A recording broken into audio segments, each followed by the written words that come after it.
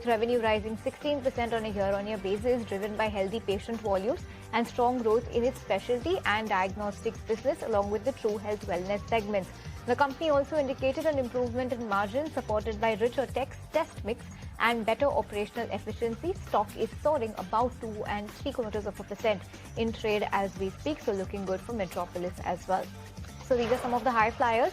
When it comes to the broader end of the market, let's get started with the corporate conversations that we've got lined up for you on the show. First, we've got the management of Action Construction Equipment. That's 𝐴𝐶 joining us on the show. Remember, 𝐴𝐶 has inked a joint venture with a Japanese company, 𝐶𝐲, to foray into heavy-duty large cranes. So that's a big foray for them, new segment. And on the back of that, let's understand the kind of opportunities this unlocks for the company, both in terms of potential orders and what this could mean for the financials. To discuss all that and much more, we've got Mr. Saurabh Agarwal, the Executive Director of Action Construction Equipment, joining us on the show. Mr. Agarwal, hi, morning. Good for your time. Now, this joint venture that you've gone ahead and inked, it plans to invest around 200 crore rupees. How will this investment be split between 𝐴𝐶 and 𝐶𝐲, and how will it be phased, if you can give us a timeline?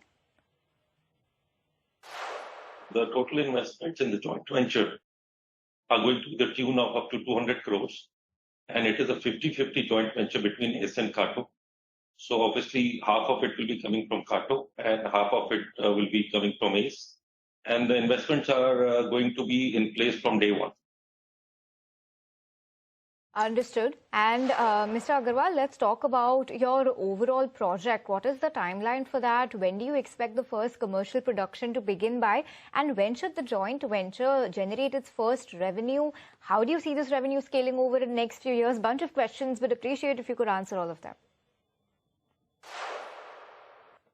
I think we should be able to start commercial production as soon as Q3, if not Q4. But we are hopeful that we should be able to do it in Q3.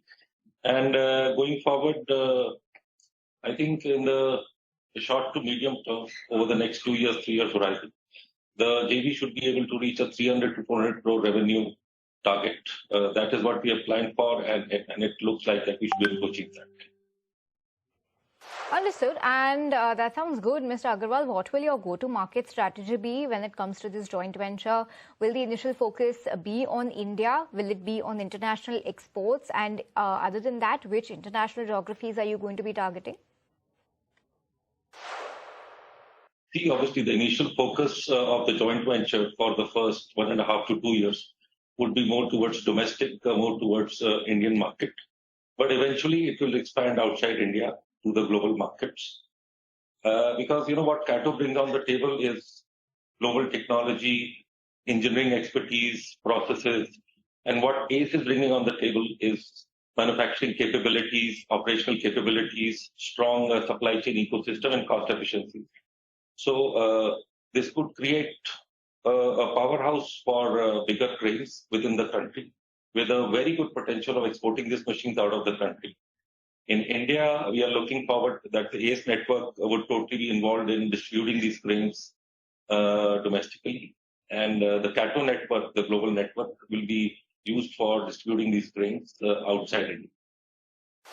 Okay, understood. Mr. Agarwal, I'm just trying to understand the fine print of this joint venture. If you can help me understand what incentivizes 𝐶𝐲 to manufacture and sell through the Indian joint venture route instead of exporting directly from Japan. How competitive is India's manufacturing cost structure versus 𝐶𝐲's existing facilities? What are some of the benefits here? The main motive is to be more competitive, whether for domestic markets within India, that is the prerogative of 𝐴𝐶. And also for 𝐶𝐲 for their global markets.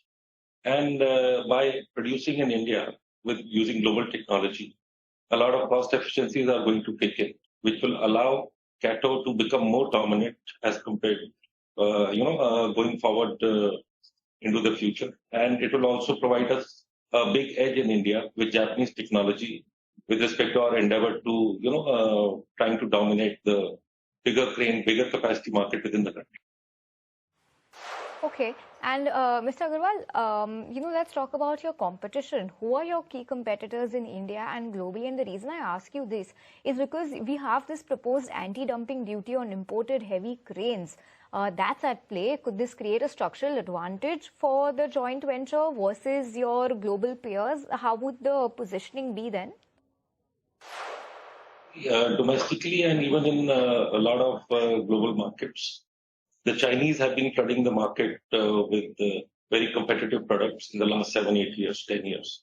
And India is also plagued with a lot of Chinese imports with respect to heavier planes. And this is also one of the main motives for bringing in global technology and to be able to accelerate the growth of heavier planes domestically produced within the country.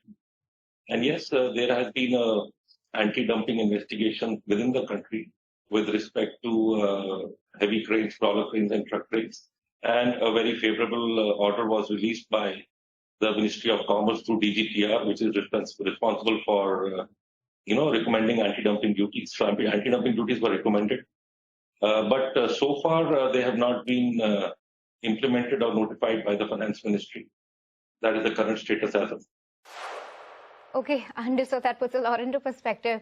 Mr. Agarwal, what kind of revenue opportunity do you see for the joint venture over the medium term? You did say that this is going to start translating into your financials soon, but what scale of business do you believe it can achieve? As mentioned earlier, in the medium term, the JV can easily scale up to 300 to 400 crores of revenue. But going forward, as this is not only a domestic opportunity, but also a global opportunity, both for 𝐴𝐶 as well as 𝐶𝐲 through this joint venture. So the size and scale can be much bigger going forward into the longer term as envisaged by both the partners currently. And we are very hopeful that it reaches that level. Okay, hopeful of that. And in terms of the business operations, will the joint venture primarily manufacture and sell cranes, or will leasing also be a part of the business model?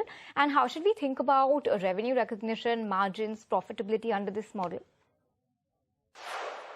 The joint venture is basically an engineering design and primarily a manufacturing vehicle. So this will be producing machines for both 𝐴𝐶 as well as 𝐶𝐲. 𝐴𝐶 will be distributing and selling these machines domestically within the country, and 𝐶𝐲 will be taking these machines internationally through their network. So the revenue recognition with respect for 𝐴𝐶 would be the portion of machines which are being sold directly by 𝐴𝐶 domestically. And obviously, the joint venture would, whatever is being exported as well as being sold domestically, that would be captured within the joint venture. Okay, and Mr. Agarwal, since we have you here, we would like to understand how Saudi Arabia as a market is doing, given that there is now better clarity on war and real estate pricing in some parts of that market. Are utilizations rising due to that? Is it still too early to talk about that? See, Saudi Arabia as a market for exports has been coming up in a big way in the last 1 or 2 years. But definitely due to the war, the exports to Saudi and other things have definitely slowed down, especially because of the sea freights and the difficulty in the different ports because of the war. But going forward, we feel now that things are streamlining. The business to Saudi Arabia is definitely going to be on the upward. Okay, understood. So that sounds optimistic, and we're going to be watching out for the revenue recognition, the margin impact on this joint venture. Congratulations, Mr. Agarwal, on going ahead and inking this joint venture with 𝐶𝐲. But on that note, viewers, it's time to slip into a very short break. On the other side of the break, we're going to be throwing the spotlight on a real estate company. We've got the management of Marathon that's going to be joining us. So we'll take the conversation ahead in just a short while from now. Stay tuned and we'll be right back.